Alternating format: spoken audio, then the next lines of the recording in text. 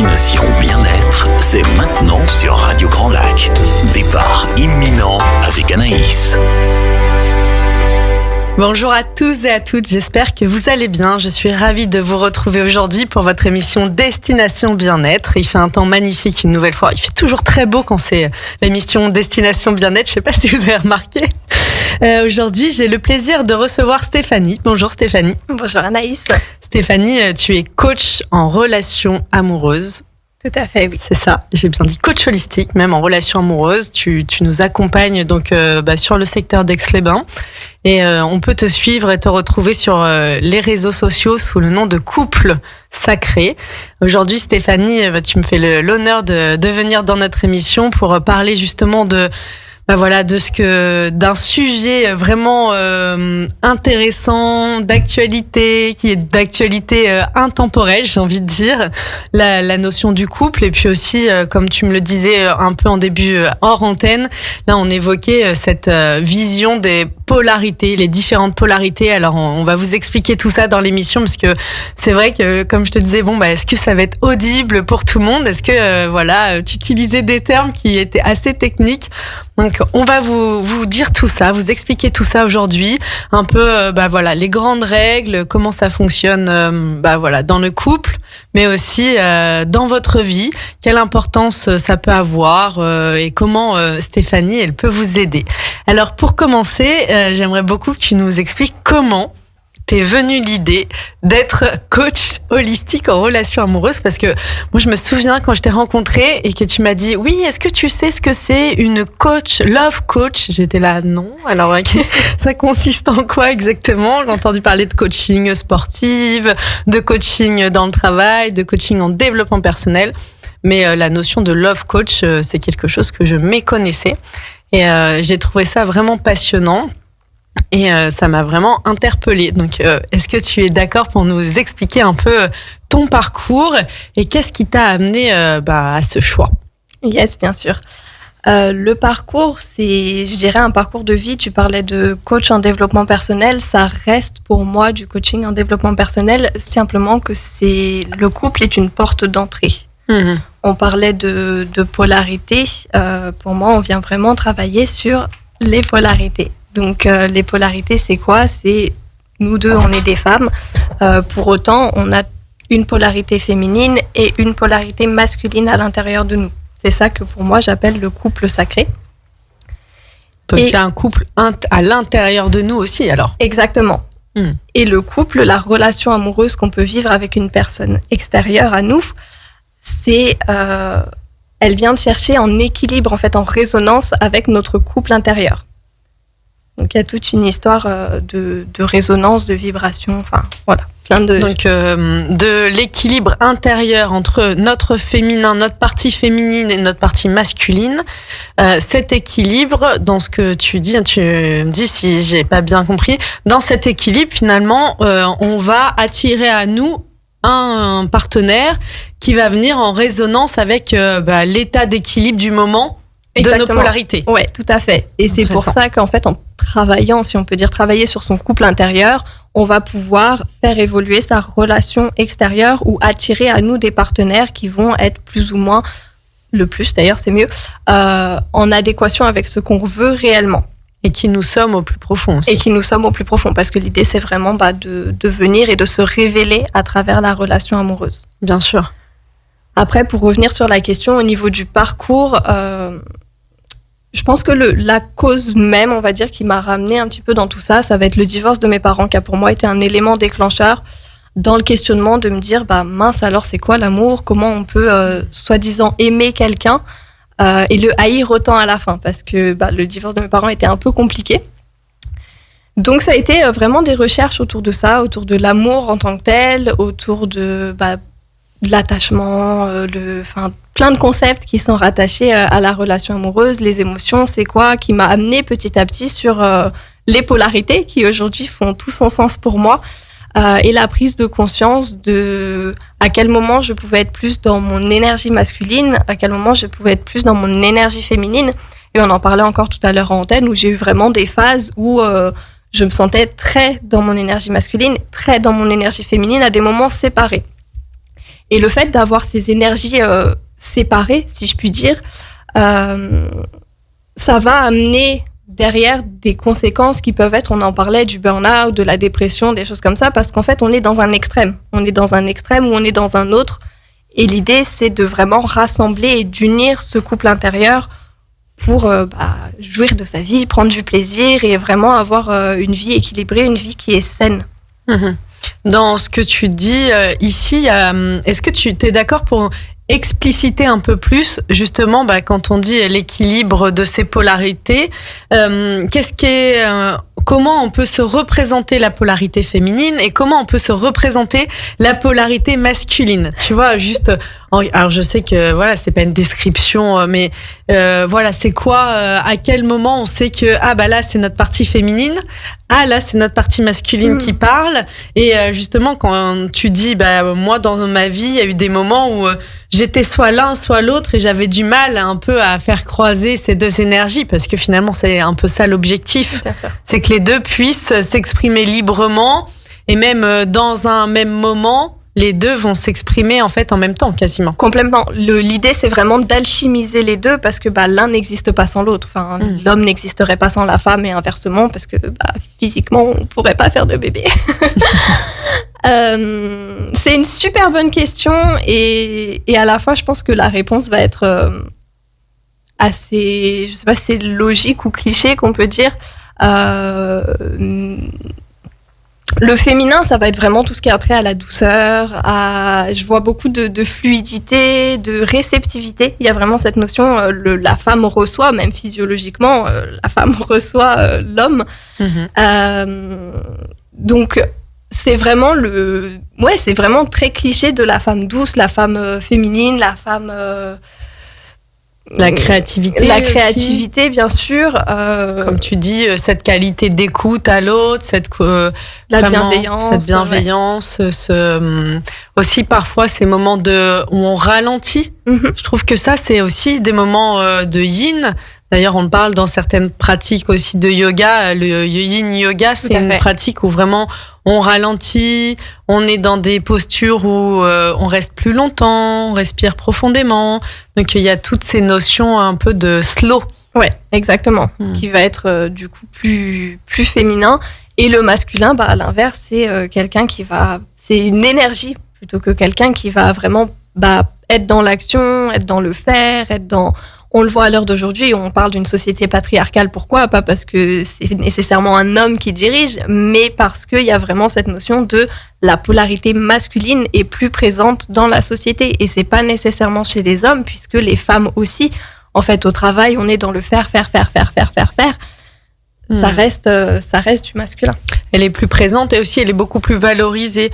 Et quand on disait que les deux polarités doivent être équilibrées, typiquement on parlait hors antenne de l'exemple tout à l'heure de une femme donc qui est notre partie féminine qui nous permet la créativité.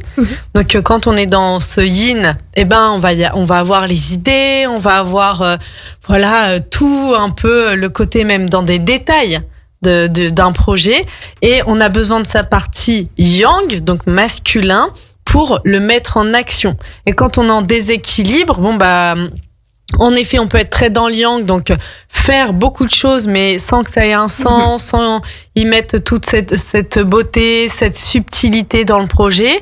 Mais et à l'inverse, être dans le yin, donc beaucoup de pensées, beaucoup d'imaginaire, beaucoup de projets, mais absence ou manque de yang, et il y a rien qui se concrétise. C'est ça, complètement. C'est vraiment l'un ne va pas sans l'autre, encore une fois, parce que comme tu le dis très clairement, si j'ai plein de créativité, plein d'idées, mais que je ne sais pas comment les mettre dans la matière, c'est dommage, il va rien se passer dans ma vie. Et à l'inverse, si je fais des choses mais qu'il y a aucun sens derrière pour moi, que j'ai aucune créativité, qu'il y a pas de vie en fait dans le projet, donc on fait les choses, ça a pas de sens, ça a pas de saveur, donc c'est généralement ce qui ramène vers des dépressions, ce côté un peu perdre du goût de la vie, parce que tu me demandais tout à l'heure ce qui faisait aussi la polarité féminine. Pour moi, il y a vraiment aussi tout ce qui a trait à la sensualité, j'entends dans les sens, en fait. Donc, dans les 5 sens, d'en reconnecter au goût de la vie. Donc, du faire sans du féminin, malheureusement, ça n'a pas forcément beaucoup de saveur. Mmh. Oui, et là, ça peut amener dans ce que tu nommais tout à l'heure quand tu parles du burn-out. Tout à fait. Je suis dans le faire essentiellement, mais par contre, il n'y a pas ce côté de j'embarque avec moi cette notion peut-être de plaisir, cette notion de goût et de sens aussi. Là, on parle beaucoup depuis le Covid, la quête de sens. Il y a eu vraiment, et c'est très intéressant quand tu nommes là l'aspect de société patriarcale où on fait énormément, où le faire est valorisé. Hop, Covid, ralentissement. Ralentissement obligé. Et là, forcément, ce ralentissement a amené beaucoup plus de lenteur, beaucoup plus de douceur dans nos vies. Donc, du yin. Et derrière, énormément de prise de conscience et de volonté de réintégrer dans nos vies cette partie. D'ailleurs, je crois, oui, on a déjà cité dans l'émission, c'est 1 Français sur 3, je crois, qui pensait à justement sa réorientation professionnelle, se reconvertir, parce que ce besoin de sens. Ok, j'ai fait plein de choses, mais quel était le sens pour moi dans ma vie? Et du coup, cette prise de conscience de ce déséquilibre dans ces polarités, et ça mène pas à une vie qui est épanouie. On se sent bien, en fait. On se sent un peu en fonction de si on a un homme ou une femme. Il y a aussi ça qui rentre en ligne de compte. Comment on se sent quand on est trop en excès de polarité, d'une polarité. Oui, complètement. De toute façon, les excès, de manière générale, je pense que ça amène rarement du bonheur. On vient toujours combler quelque chose ou chercher quelque chose à l'extérieur. Donc l'idée, c'est vraiment de revenir à l'équilibre en toute chose, l'équilibre à l'intérieur de soi pour vraiment ressentir la vie. Et le Covid, c'est vrai que ça a amené pas mal de réflexions sur notamment le sens, mais aussi en dépit du sens. Alors pas que j'ai à ma vie, mais que je veux donner à ma vie, par exemple, c'est comment j'ai envie de la vivre. Dans quel état d'esprit? Ouais. Qu'est-ce que j'ai envie de me faire ressentir? Je pense qu'on cherche tous le bonheur et qu'on a passé beaucoup de temps à le chercher à l'extérieur, quand en réalité, il est à l'intérieur de nous. Ça paraît facile dit comme ça, mais c'est un chemin malgré tout. Oui, parce que quand tu dis il est à l'intérieur de nous, en effet, il y a une notion d'état d'esprit et de je me sens heureux. La sensation de se sentir heureux et tout dépend de comment je me sens à l'intérieur. Donc quand je me dis qu'est-ce que j'ai envie d'expérimenter, moi j'aime bien, même dans mes projets et tout, me poser la question, qu'est-ce que j'ai envie de ressentir en faisant ça? Complètement. Qu'est-ce que je vais chercher comme sensation, et d'être au clair là-dessus, ça me permet de me dire, ok, ouais, là j'ai envie quand je vais faire ça, de ressentir telle ou telle émotion. Alors bien sûr, parfois la vie est bien plus créative que moi, mais il y a quand même une intention de pourquoi je fais ça et quelle direction et qu'est-ce que ça va me faire connecter comme émotion. Et c'est ces émotions cumulées qui vont me donner à un moment une impression de « Ok, je suis à la bonne place, je me sens heureuse et épanouie dans ma vie. » Complètement. Et c'est drôle que tu parles d'émotions parce que je voulais faire le parallèle avec le couple quand même. Alors le couple extérieur, la relation amoureuse, c'est souvent ce qu'on vient chercher finalement dans la relation amoureuse, c'est ce manque qu'on a à l'intérieur de nous. Donc ça peut être soit d'aller chercher du masculin, ou soit d'aller chercher du féminin en fonction de la polarité qui est plus présente chez nous. Donc c'est pas forcément une femme va chercher un homme ou autre, mais c'est vraiment la polarité qui nous manque. Et finalement le manque vient aussi derrière encore, si on creuse encore un peu, chercher un besoin. Donc typiquement, j'ai besoin je cherche une polarité masculine, j'ai besoin de quoi? Souvent j'ai besoin de sécurité. Donc ça fait écho dans la relation amoureuse, mais ça fait aussi écho dans pas mal de choses. Le besoin de sécurité, on le trouve aussi beaucoup dans le travail. On va chercher de la sécurité, on va chercher du masculin à travers le travail, à travers l'argent, parce que je n'arrive pas à ressentir cette sécurité à l'intérieur de moi.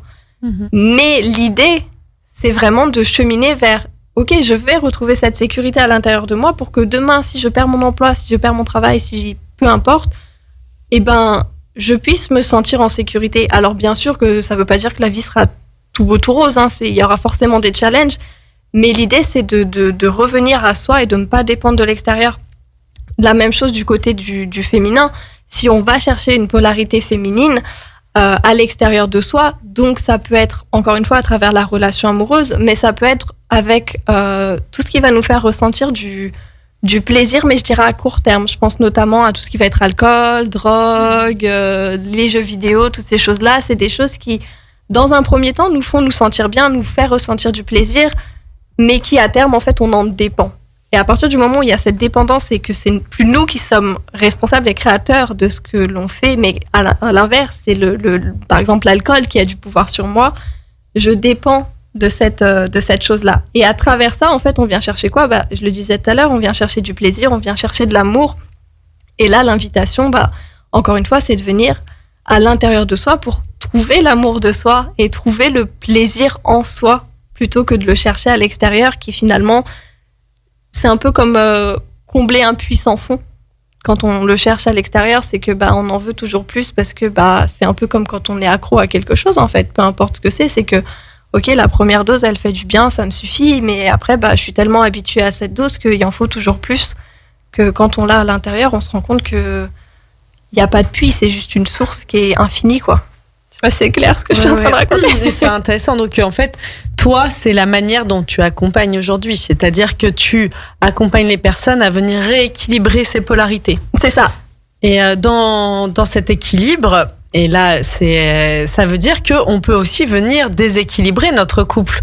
Puisque si je comprends bien, admettons, je choisis un partenaire pour son yang, qui est très présent parce que je suis en déficit de yang dans ma vie, dans mes sensations. Je choisis ce partenaire, puis je fais un travail. Je pense que c'est un sujet intéressant parce que ça peut faire peur aussi, ce changement. Je fais un travail sur moi, j'avance et tout, et puis je viens rééquilibrer à l'intérieur ce yang. Et du coup, du jour au lendemain, progressivement, je ne dépends plus de l'extérieur, donc je ne dépends plus de mon partenaire pour venir combler ce manque de yang. Donc ça peut venir un peu déstabiliser, en fait, pourquoi le couple ? C'est ça, c'est hyper intéressant comme question. On peut aller très très loin. En effet, c'est quelque chose qui pour moi est aussi à l'origine de peut-être beaucoup de ruptures, parce que déjà du côté de la personne qui, entre guillemets, subit ce changement, ça réanime forcément les blessures. Ça réanime la peur de l'abandon, de se dire mince, elle a plus besoin de moi. Qu'est-ce que je fais en fait ? Qui suis-je ? Quelle est mon utilité ? Après, c'est que par effet ricochet, c'est bien parce que ça permet à l'autre personne de travailler sur elle-même et de pouvoir retrouver ces choses-là en elle. Pour moi, la force d'un couple aussi, c'est qu'on peut s'accompagner dans ces changements-là. Pour moi, j'appelle ça un rééquilibrage de polarité. Quand chacun reprend la polarité qui lui semble le plus naturelle pour elle. Et pour la personne qui, du coup, vit cette chose-là, qui se dit, mince, au début, j'étais allée voir cette personne parce que j'avais besoin de yang. Et finalement, je me rends compte que le yang, il est à l'intérieur de moi. J'ai plus besoin de personne, en fait. Et c'est justement la question, ok, du coup, le couple, pourquoi, en fait ? Et c'est là où moi, je trouve que ça devient hyper intéressant, c'est que là, le couple, à ce moment-là, il devient vraiment le couple sacré incarné à l'extérieur de soi, dans le sens où l'amour n'est plus un besoin. J'ai plus besoin de l'autre, je suis plus attachée à l'autre d'un point de vue très taoïste, mais je veux être avec l'autre et j'expérimente là vraiment l'amour inconditionnel, en fait. C'est passionnant. On va faire une courte pause musicale et justement, restez à l'écoute. On va vous parler plus longuement justement de cette notion du couple sacré, comment on grandit, comment on évolue ensemble et comment on quitte ces relations d'interdépendance pour mieux vivre son couple. À tout de suite sur Radio Grand Lac. Destination bien-être, c'est maintenant sur Radio Grand Lac. Départ imminent avec Anaïs.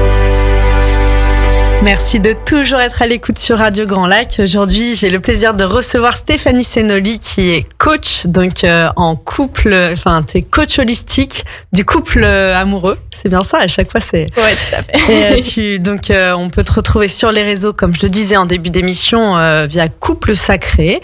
En début d'émission, on vous a parlé de cette notion de polarité pour introduire. C'était un peu notre introduction pour rentrer dans le vif du sujet du couple. Justement, qu'est-ce que le couple couple sacré, comment on vit le couple sacré et comment finalement on l'entretient aussi, comment on grandit ensemble. On parlait de l'importance et du travail que ça peut demander dans un premier temps, d'aller un peu épurer ce travail vraiment qui se fait individuellement finalement pour chacune des deux parties, d'aller rééquilibrer à l'intérieur de soi ce couple déjà. Donc ces deux polarités que sont le yin, la partie féminine en nous, et le yang, la partie masculine, pour être en équilibre et ne plus être en attente de l'extérieur pour trouver ce dont on a besoin, ces équilibres, donc soit la douceur, soit le côté masculin de l'action, et même c'est intéressant parce qu'il y a aussi, je trouve, cette notion parfois avec l'argent. Comme tu disais, on n'en a pas trop parlé, mais la notion d'argent, elle est très masculine. Et parfois, il y a encore ces relations d'interdépendance de la femme avec l'homme. La femme qui est en attente que ce soit l'homme, ou même l'homme qui prend cette place de venir subvenir aux besoins de la femme. Et il y a c'est un sujet un peu tabou, surtout en France, mais qui est quand même encore une réalité dans de nombreux foyers. Et quand cet équilibre, comme on le disait en fin de première partie d'émission, quand cet équilibre il est retrouvé à l'intérieur de nous, donc du yin et du yang, on n'est plus en attente, on n'a plus besoin de l'autre pour venir, pour se sentir bien, pour se sentir en équilibre. Et je te posais la question, mais du coup, là, ça peut être une vraie question, puis ça peut être une vraie source d'instabilité, de fracture même dans le couple, finalement, pourquoi on est en couple.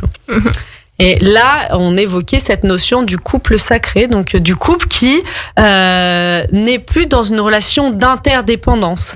C'est je choisis d'être avec toi. Alors tu vas donner d'autres, mais moi c'est ma vision aujourd'hui où j'en suis sur mon chemin. C'est je fais le choix d'être avec toi pas parce que j'ai besoin de toi. Je fais le choix d'être avec toi parce que je suis bien et que t'es là, c'est trop bien. Et puis si demain t'es plus là, c'est triste. Mais en fait, ma vie, elle continue et je suis convaincue au fond de moi que je saurai trouver le chemin pour aussi être bien. Complètement. Je mettrais juste une notion sur le besoin, dans le sens où effectivement, on n'a plus besoin de l'autre pour combler un manque d'amour, un manque de sécurité ou qu'importe le besoin qu'il y a derrière. Mais la vie étant bien faite, on a quand même un besoin de l'autre dans le sens où, en tant que mammifère, on a un besoin de lien.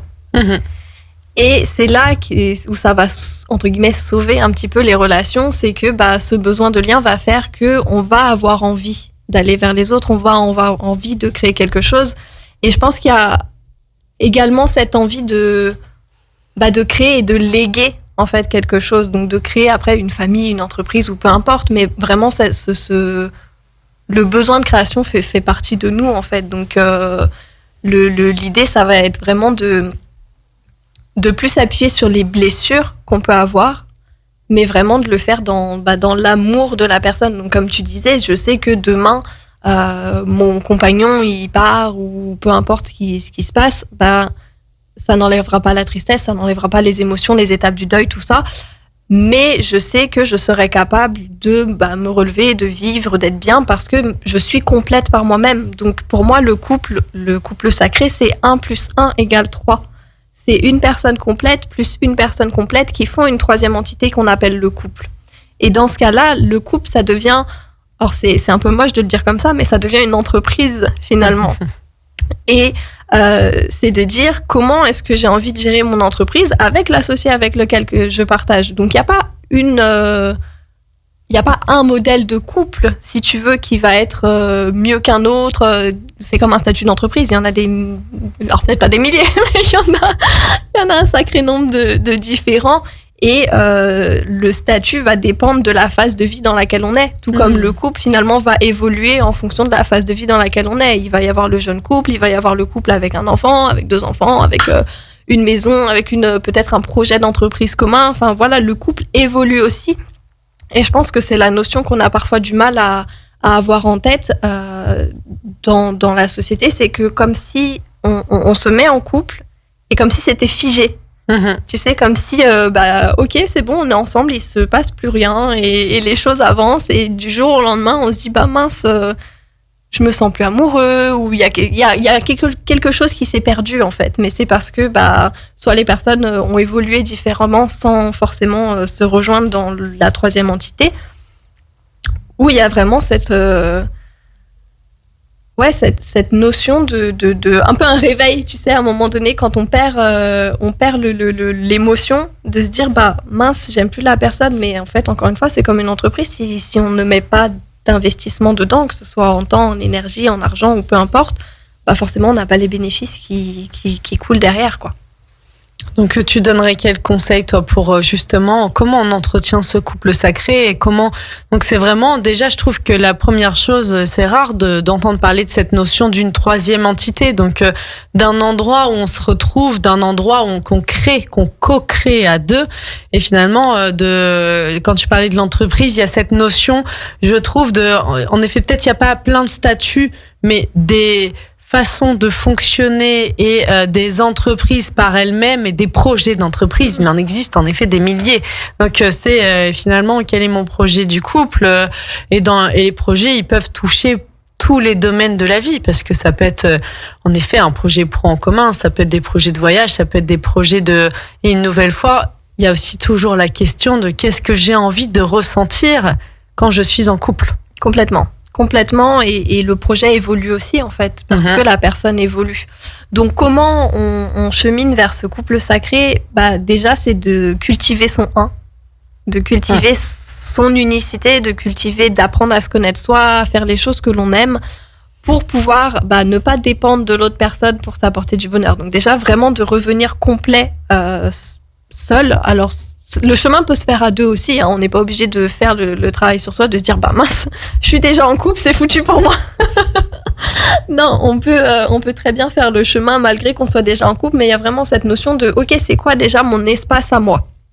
C'est quoi le truc qui n'appartient qu'à moi? On en parlait tout à l'heure par rapport à nos vies personnelles, de se dire finalement, si j'avais été avec un conjoint qui était complètement comme moi, ça aurait été un peu compliqué, parce que à quel moment je me retrouve moi avec moi-même? Donc le premier conseil, ça serait vraiment ça, c'est de se dire ok, quel est mon espace à moi, quel est mon espace à lui, et où est-ce qu'on se retrouve? Et c'est là où en fait il y a aussi toute la beauté du couple, c'est que on va se retrouver dans certes des choses qui peuvent être un partage des espaces communs. Imaginons moi j'aime la randonnée et mon conjoint il aime tout ce qui est spiritualité. Il va pouvoir m'apporter cet aspect de spiritualité, on va pouvoir partager des moments ensemble. Et à l'inverse, je vais pouvoir lui faire découvrir des randonnées ou autre chose. Donc, on va avoir déjà des partages d'intérêts qui vont nourrir l'un et l'autre. On va se découvrir à travers ces échanges. Et là où c'est beau également, c'est qu'on peut aussi découvrir de nouvelles choses ensemble, ce qui continue à générer de la croissance d'un point de vue personnel. Après, ce que j'aime bien donner comme étant on va dire les fondations du couple, il va y avoir dans un premier temps de l'engagement. Ça paraît évident, mais ça ne l'est pas pour tout le monde. Et je le vois beaucoup avec peut-être ma génération, voire celle d'en dessous, où il y a vraiment cette notion de j'attends la personne parfaite pour pouvoir m'engager. Oui, mais non. Oui, mais non, parce que déjà, la personne parfaite, elle n'existe pas. À moins que vous-même soyez la personne parfaite. Et dans ce cas-là, la réincarnation d'un maître ascensionné. Ouais, peut-être. Mais déjà, c'est illusoire, et d'attendre la personne parfaite, je trouve qu'on en parlait tout à l'heure, c'était ça montre finalement beaucoup de désamour pour soi et pour les parts d'ombre qu'on peut avoir, en fait. Les parts de nous qu'on n'aime pas en nous, je les projette à l'extérieur en disant non, cette personne n'est pas assez bien pour moi. Mais pourquoi? Parce que moi-même, je ne me trouve pas assez bien, en fait. Donc, la personne parfaite n'existe pas, donc il n'y a pas besoin d'attendre la personne parfaite pour créer un couple. C'est justement avec une personne avec laquelle on sera engagé qu'on va créer quelque chose. Et dans la notion d'engagement, si je reprends encore une fois l'entreprise, c'est comme se dire ok, demain je lance une entreprise, mais j'y vais pas complètement tout à fait dedans. J'ai un pied à l'intérieur, un pied à l'extérieur, je sais pas, je prends un temps partiel ou peu importe. Mais l'idée de vraiment un pied dedans, un pied dehors, encore une fois, forcément, l'entreprise va moins bien se développer que si j'y mettais toute mon attention. Et le couple, c'est pareil. Si j'entretiens 15 000 relations avec 30 000 personnes en espérant qu'il y en ait une qui sorte du lot, ça peut marcher, hein, mais il y a très peu de chances pour que la personne parfaite se révèle, parce que aussi mon couple va dépendre de l'investissement que j'y mets. Et d'où j'en suis à ce moment-là. Exactement. Le deuxième principe, je dirais, ça rejoint un peu ce qu'on était en train de dire, mais c'est tout ce qui a trait avec l'acceptation de l'autre et notamment le fait de pas chercher à changer la personne.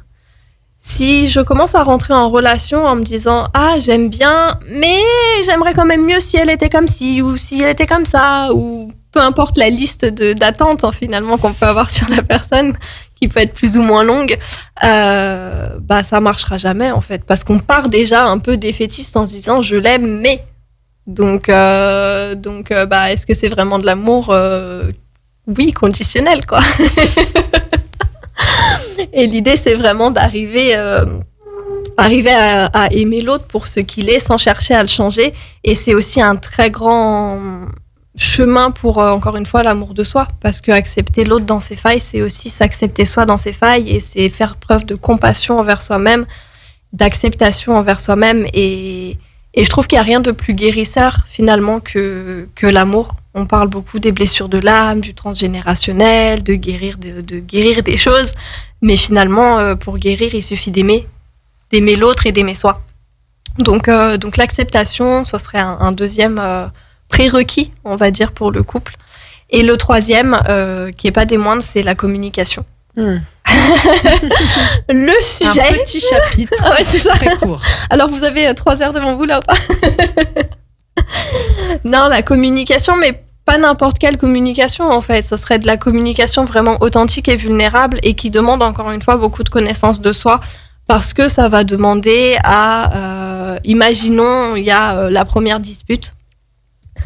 Ça va demander à vraiment revenir à « Ok, qu'est-ce que j'ai ressenti ?» Donc déjà, être conscient de son corps et conscient de ses ressentis, ce qui peut être plus ou moins challengeant en fonction des personnes et de la coupure qu'on a pu émettre avec son corps pour différentes raisons. Et qu'est-ce que j'ai ressenti, pourquoi j'ai ressenti ça, et de l'exprimer de manière vulnérable, ça peut être un chemin. Moi, je sais qu'il y a quelques années en arrière, c'était impensable pour moi d'exprimer ce que je ressentais, parce qu'il y a des milliards de croyances qui viennent chercher derrière. Ça peut être...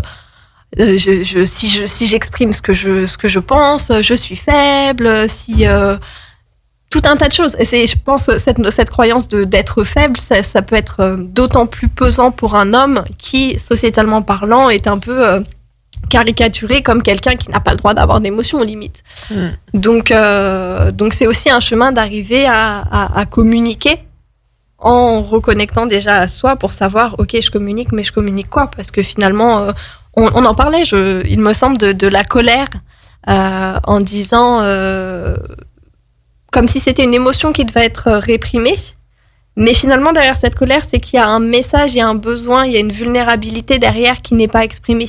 Et donc, c'est tout ce chemin de derrière une émotion, d'aller voir, ok, de quoi j'ai besoin pour pouvoir le communiquer, pour pouvoir faire évoluer. Parce que forcément, je pense que tu l'as déjà entendu, le tu.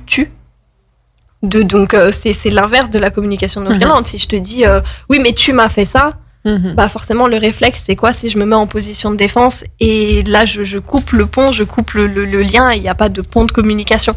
Donc l'idée c'est vraiment d'arriver à dire j'ai ressenti telle chose. Et oui, là, c'est par exemple, quand tu m'as dit ça ou quand tu as fait cela, je me suis sentie de telle et telle manière. Et là, on montre sa vulnérabilité, on s'ouvre à l'autre pour que l'autre comprenne le cheminement et ce qui se passe à l'intérieur de nous. Mais tu parlais tout à l'heure des peurs, la notion de, quand je m'exprime, il y a aussi souvent une peur qui revient, c'est et en fonction de son chemin, de son histoire de vie, ça peut être des peurs d'abandon, des peurs de rejet. Est-ce que si je dis librement ce que je ressens et ce qui se passe à l'intérieur de moi, je vais encore être aimée? Donc cette notion d'insécurité, elle peut revenir aussi là. D'où le chemin hyper important à faire pour soi, envers soi, en fait, je me sens en sécurité et dans l'amour de moi suffisamment pour exprimer à l'autre et la façon dont il va l'accueillir ou pas, finalement, m'est extérieur, c'est-à-dire que j'ai pas de pouvoir sur la façon dont il va interagir avec l'expression de mes émotions et de mes besoins, mais par amour pour moi, je me positionne et je l'exprime. Complètement. T'as répondu toi-même à la question. Mais oui, c'est l'idée, c'est de se dire, finalement, je suis suffisamment en sécurité avec moi-même. J'ai mon yang suffisamment incarné, parce que le positionnement, ça va vraiment chercher sur le yang, suffisamment incarné pour oser dire ce dont j'ai besoin.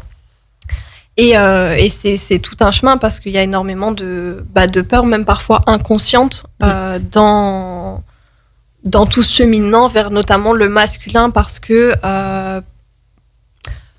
en fait, si je conceptualise un petit peu, on va dire que c'est le féminin qui va s'exprimer envers le masculin. Oui. Ok. C'est la vulnérabilité, qui est plutôt une caractéristique féminine, qui va s'exprimer envers le masculin. Donc le féminin en chacun, qu'on soit un homme ou une femme. Bien sûr. Je reprécise pour ce qui arrive. Voilà. Bien sûr. Et de là, si donc imaginons, moi, mon féminin a besoin de s'exprimer vers toi, Anaïs, et que mon masculin n'est pas suffisamment incarné en moi, il va en effet y avoir ces peurs de dire oui, si je lui communique, il va pouvoir m'abandonner, me rejeter, nanana. Déjà, il y a deux façons de faire. C'est que on peut tester si on est prêt à vivre l'expérience du rejet, de l'abandon ou quoi que ce soit, pour souvent se prouver que la peur, elle n'était pas vraiment réelle. Oui, elle n'est pas fondée. Complètement. Et à la fois, j'essaie de structurer de manière un petit peu simple pour que ça parle au plus grand nombre. Et à la fois, il y a cette notion, donc en moi, qui est mon féminin, qui a envie de s'exprimer, mais mon masculin qui n'est pas assez incarné, de se dire, ok, là, d'un point de vue thérapeutique, il faut que je ramène du masculin en moi pour me sécuriser. Sauf qu'il peut y avoir des choses, notamment au point de vue de l'égrégore féminin, sur tout ce qui va être abus. Sur, ok, je veux pas incarner mon masculin, parce que le masculin, pour moi, c'est synonyme d'abus, c'est synonyme de violence, c'est synonyme de peu importe toutes ces choses-là, et ça, c'est des choses que je ne veux pas en moi. Sauf que c'est d'arriver à incarner un masculin qui est différent. C'est ce que j'aime bien parler de féminin blessé, de masculin blessé, et de féminin sacré, de masculin sacré. Et notamment, le masculin blessé, ça va être vraiment cette facette de nous qui va effectivement être dans tout ce qui est violence, des abus, des choses comme ça. Et ça n'a pas nécessairement besoin d'être à l'extrême. Encore une fois, on est sur une énergie. J'aime bien parler de... Je crois que c'est contemporain, il me semble, Netflix. Tu sais, ça n'a rien à voir. La fille, elle a changé de sujet en 2 secondes. Non, mais à partir de ce mois-ci, il me semble qu'ils ont, tu sais, coupé la possibilité de regarder le compte si c'est pas toi qui paye directement. D'accord. Tu sais, d'avoir de plusieurs écrans, de se partager le mot de passe. Voilà, c'est ça. Et finalement, toutes les personnes qui regardent Netflix, qui n'ont pas payé, mais qui prennent le mot de passe d'une personne, elles perpétuent cette énergie d'abus. Parce qu'elles abusent d'un service d'une entreprise. Alors oui, on peut se dire, oui, mais ils gagnent plein d'argent, ils s'en foutent, nanana. Mais à un moment donné, c'est comme si on reprend le principe des polarités, Netflix, il donne quelque chose. Dans sa polarité féminine, il donne quelque chose, il donne un service. Et à un moment donné, c'était de réincarner pour Netflix sa polarité masculine en disant, là, c'est pas OK pour moi. Là, c'est pas OK pour moi, je mets une limite. Et donc, du coup, je ne tolère plus cet abus. Tout ça pour dire quoi ? Que finalement, cette énergie d'abus, elle est en chacun de nous. Et ça fait partie des ombres qui sont en chacun de nous. Alors, il y a chez certaines personnes, effectivement, elles vont être peut-être plus exacerbées. On parle justement de violence physique, violence sexuelle, des choses-là. Mais pour pouvoir aller vers ce masculin sacré, il faut malheureusement ou pas d'ailleurs, reconnaître cette part de masculin blessé. Parce que plus on va mettre les choses sous le tapis et plus elles vont s'agrandir finalement. Tu vois ce que je veux dire ? Bien sûr. Plus elles vont se manifester, en fait, elles vont se symptomiser. Je sais pas comment on peut dire, mais oui, il va y avoir un symptôme dans notre vie de ce manque de, il y a quelque chose qui est là, qui dérange, qui nous empêche d'avancer librement. Et forcément, ça va avoir un impact dans nos choix, dans nos sensations, dans notre façon d'être au bonheur, d'être dans notre couple et dans notre vie de façon générale. Si je résume, donc toi, en fait, tes accompagnements consistent en ça. À venir rééquilibrer ces polarités en nous, masculin et féminin. Donc c'est un travail qu'on fait individuellement pour le bien-être de notre couple et reconstruire ce couple sacré à l'intérieur de nous pour qu'il puisse s'exprimer librement à l'extérieur. Complètement. Et ça, on va en parler. On va vous en dire un peu plus. On va faire une courte pause musicale. Restez à l'écoute puisqu'on va vous dire, on va vous expliquer avec Stéphanie rapidement, comment tu travailles et en quoi ça consiste et comment on vient guérir ce masculin et ce féminin qui peuvent avoir été blessés. À tout de suite sur Radio Grand Lac. Plongez dans le grand bain de la vie locale avec Radio Grand Lac sur 92.1. Destination Bien-être, l'émission qui prend soin de vous avec Aix-les-Bains, Riviera des Alpes.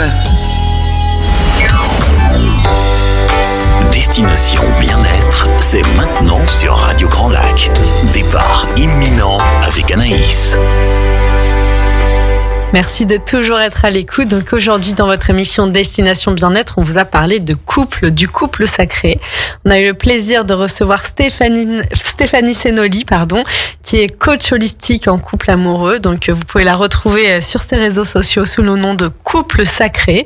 Stéphanie, tu nous as parlé des différentes polarités. Tu nous as fait on a appris beaucoup sur qu'on avait un couple sacré à l'intérieur de nous. On avait des polarités yin-yang, une partie féminine et une partie masculine qui ne demandent qu'à être équilibrées finalement et que de cet équilibre dépend l'équilibre de notre couple extérieur, donc avec une autre personne, un homme ou une femme. Et il y a vraiment cette nécessité d'aller guérir, c'est ce qu'on disait juste avant la pause, d'aller guérir notre masculin blessé et notre féminin blessé.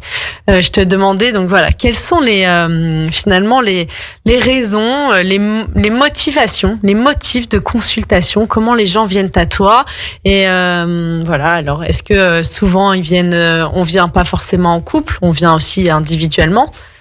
C'est ce qu'on se disait puisqu'il y a besoin de guérir ce couple sacré intérieur pour après l'exprimer dans son couple extérieur. Et quelles sont les raisons pour lesquelles la plupart du temps les gens viennent à toi? C'est drôle que tu parles déjà de couple ou d'individuel parce que c'est vrai que souvent, même les personnes en couple, ça finit souvent par des consultations en individuel parce que, comme tu le dis, c'est vraiment déjà son couple intérieur à rééquilibrer. Les problématiques ou les portes d'entrée, elles vont être diverses et variées. Il y en a pas mal qui viennent pour des problèmes de sexualité. Donc vraiment, cette notion alors soit de ne plus prendre de plaisir ou soit au contraire d'être dans un excès et d'avoir besoin de trouver un juste milieu. Ça peut être aussi le questionnement au moment de l'état amoureux. Et oui. C'est l'état amoureux qui se dissipe un petit peu et la question de se dire finalement est-ce que j'aime encore cette personne ou pas. Ça peut être aussi quelqu'un qui cherche depuis maintes années un ou une partenaire et qui comprend pas pourquoi ça ne fonctionne pas. Donc dans ce cas-là, on vient effectivement voir un petit peu les schémas répétitifs, voir un petit peu où la personne en est dans son couple intérieur déjà, pour voir pourquoi elle va attirer à elle un certain type de personne. Donc à travers l'accompagnement, c'est vrai qu'on repasse déjà par la libération de certaines mémoires, qu'elles soient personnelles ou transgénérationnelles. Pour moi, c'est important vraiment aussi d'aller dans la guérison de toutes ces choses-là. On traverse tout ce qui va être reconnexion aussi à soi, parce qu'on le disait tout à l'heure, c'est vraiment important pour l'épanouissement d'un couple de se connaître soi-même et de savoir quels sont un peu mes espaces à moi. Donc, on a tout un module sur vraiment apprendre à se connaître, apprendre à s'aimer aussi. Et voir évidemment le couple intérieur. Quel est l'état de mon couple intérieur? Où est-ce que j'aimerais aller? D'avoir un objectif, entre guillemets, clair de la personne qu'on veut être, aussi bien dans son féminin que dans son masculin.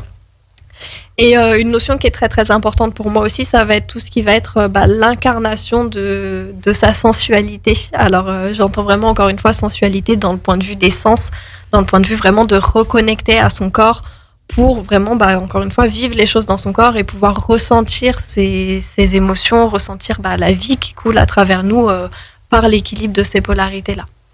Et concrètement, donc quand on vient donc à toi en consultation, comment ça se passe une séance? Un peu si on devait se donner une petite image, tu vois, combien de temps ça dure? Quels outils finalement quels outils tu utilises? Voilà, à quoi on peut s'attendre quand on vient à ta rencontre? J'ai envie de dire, on peut s'attendre à tout et rien. C'est vraiment, je customise, on va dire, en fonction de la personne. Ça, c'est déjà très important pour moi. Une séance, ça dure entre, on va dire, 45 minutes à 1h30 en fonction de ce qu'on va travailler dans la séance. La première séance, forcément, c'est un peu un état des lieux, déjà, de voir où la personne en est avec elle-même, qu'est-ce qu'elle a besoin, quelles sont ses problématiques, quelles sont ses croyances, quelles sont, voilà, l'analyse, on va dire, de sa situation à un instant T, de voir un petit peu où elle veut aller. Et en termes d'outils, ça peut être des outils de coaching, ça peut être des voyages au tambour chamanique, ça peut être des ateliers psychomagiques, ça peut être de la déprogrammation psychocorporelle. Enfin, il y a vraiment une panel un peu vaste. J'aime beaucoup travailler avec tout le modèle aussi archétypal, le fait d'incarner. C'est un petit peu comme une pièce de théâtre, c'est-à-dire qu'on va jouer la chose pour pouvoir voir un petit peu ce qui se passe dans son corps. J'aime bien aussi, on parlait tout à l'heure d'oser communiquer en vulnérabilité, ça va être de se mettre en situation où je vais pouvoir, par exemple, jouer le partenaire ou la partenaire de la personne pour pouvoir lui permettre d'exprimer ce qu'elle a besoin d'exprimer et puis peut-être éventuellement la guider, de savoir pourquoi elle n'arrive pas à dire telle ou telle chose, enfin voir un petit peu ce qui bloque. Et du coup, ça peut être aussi dépolariser des croyances, ça peut être... il y a vraiment tout un panel d'actions qui va vraiment dépendre de la personne et là où elle en est, quoi. Et en général, à quel rythme et à peu près combien de séances on a besoin pour un accompagnement et je veux dire venir rééquilibrer ces polarités, yin-yang, ce masculin et ce féminin en nous? Il faut à peu près se dire combien de temps d'accompagnement. Alors si on est assidu, rythme d'une fois par semaine. Mais oui. Ah oui, vraiment assidu. Vraiment assidu. Oui, l'idée c'est vraiment de le faire en fait une fois par semaine. C'est un accompagnement sur 3 mois. D'accord. Donc ça fait une dizaine de séances. Et pourquoi en fait aussi rapprocher? C'est tout simplement pour éviter de retomber dans ses peurs et de retomber un petit peu dans sa zone de confort qui est quelque chose d'humain et à la fois c'est adaptable. Si la personne elle est en panique, non je veux pas y retourner, on fait aussi en fonction. Mais l'idée c'est vraiment un peu, j'aime pas cette expression, mais de battre le fer pendant qu'il est chaud et de se dire ok, là moi vraiment j'ai envie d'évoluer et on y va, quoi, et de pas rester bloqué dans ses peurs qui sont souvent inconscientes en fait. Et donc il y a vraiment une démarche. Donc on vient à toi avec une volonté d'en découdre, entre guillemets. Ah oui, complètement. L'idée c'est pas je viens voir ce qui se passe, il y a de la lumière. Mais vraiment, c'est un processus. C'est pour ça, c'est un accompagnement et pas juste une consultation individuelle. C'est faisable, mais en fait, je trouve qu'on va pas bien loin avec juste une consultation individuelle parce qu'encore une fois, c'est un chemin, c'est même un chemin de vie où moi, je vais donner les outils, mais qui continuera aussi après les sessions, quoi. Oui, donc on peut venir en séance individuelle finalement pour te rencontrer, faire connaissance avec toi, mais pour avoir vraiment du résultat et vivre une vraie avancée, on part plutôt sur un accompagnement de 3 mois. Complètement. D'ailleurs, tu parlais de séances individuelles. Pour l'accompagnement, j'ai la première séance qui est offerte pour justement permettre à la personne déjà de me découvrir moi, savoir si je suis la bonne personne pour l'accompagner, et inversement, savoir si c'est une problématique que je peux accompagner aussi. Bien sûr. Et puis de faire un petit peu l'état des lieux, qu'on puisse discuter, de savoir où la personne veut aller et qu'on décide ensemble si éventuellement un accompagnement serait adéquat pour la personne ou pas. Donc cet accompagnement qui dure 3 mois et qui au rythme d'une fois par semaine, Il coûte combien et il se déroule à quel endroit? Est-ce que tu fais que du présentiel ou tu as aussi une partie qui se fait en visio? Alors, en termes de tarification, on est sur les tarifications de lancement. Donc, pour le moment, les 3 mois sont à 800 €. Et sur tout ce qui va être logistique, c'est beaucoup de la visio. J'ai un cabinet aussi où je peux recevoir du monde, mais c'est vrai que en ce moment, c'est ce que les clients préfèrent, beaucoup de visio. Donc, c'est assez ouvert. L'été, j'aime bien aussi faire quand aussi la personne le souhaite au bord du lac. Enfin, voilà. J'aime bien adapter, ouais. On s'adapte aux saisons, on s'adapte aux personnes. Pour moi, c'est important en fait que la personne, elle se sente bien dans le cheminement. Et puis après, forcément, le lieu va aussi dépendre de la séance en tant que telle. De ce qui est prévu pendant la séance. Donc, si vous voulez prendre soin de vous, finalement, de vos polarités, de retrouver l'équilibre, la sérénité dans votre vie, retrouver cette partie féminine et masculine, et peut-être aussi que ça s'apaise, qu'il n'y ait plus de combat intérieur, peut-être trouver l'amour, retrouver l'équilibre dans votre couple, n'hésitez pas à contacter Stéphanie Sénoli. Donc, on a un site internet, Stéphanie Sénoli, vous la retrouverez facilement, ainsi que sur Instagram et Facebook, sous le nom de Couple Sacré. On peut prendre rendez-vous directement via ton site, ou je suppose qu'on trouve, via les réseaux, on te contacte en direct pour cette première séance gratuite de découverte de qui tu es, aussi de ces outils que tu utilises pour prendre soin de ces couples sacrés qui sont en nous et à l'extérieur de nous. Tout à fait, oui. Merci beaucoup Stéphanie. Merci à toi Anaïs. J'étais ravie de t'avoir à l'antenne. J'espère que cette émission vous aura plu. J'en profite pour vous dire qu'il y a un petit épisode de podcast qu'on a tourné ensemble, qui sort mardi prochain sur le podcast Mama Libré, que vous retrouvez sur toutes vos plateformes d'écoute. Et là, on a parlé de sexualité et parentalité. Voilà. Un beau programme. Un beau programme. Donc, je vous souhaite à tous une belle après-midi et au plaisir de vous retrouver dans 15 jours.